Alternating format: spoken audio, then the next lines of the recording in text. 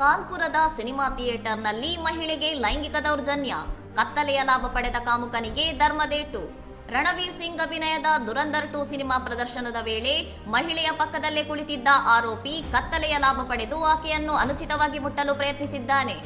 ಆರೋಪಿಯ ಈ ಅಸಭ್ಯ ವರ್ತನೆಯಿಂದ ಆಘಾತಕ್ಕೊಳಗಾದ ಮಹಿಳೆ ಕೂಡಲೇ ಕಿರುಚಾಡಿ ಪ್ರತಿಭಟಿಸಿದ್ದು, ಇದರಿಂದ ಚಿತ್ರಮಂದಿರದಲ್ಲಿದ್ದ ಎಲ್ಲರಿಗೂ ವಿಷಯ ತಿಳಿಯುವಂತಾಗಿದೆ.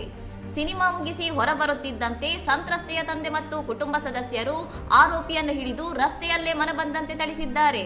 ಘಟನೆಯ ಬಗ್ಗೆ ಮಾಹಿತಿ ಸಿಗುತ್ತಿದ್ದಂತೆ ಸ್ಥಳಕ್ಕೆ ಧಾವಿಸಿದ ಪೊಲೀಸರು ಸಾರ್ವಜನಿಕರ ಕೈಯಿಂದ ಆರೋಪಿಯನ್ನು ರಕ್ಷಿಸಿ ತಮ್ಮ ವಶಕ್ಕೆ ಪಡೆದುಕೊಂಡಿದ್ದಾರೆ.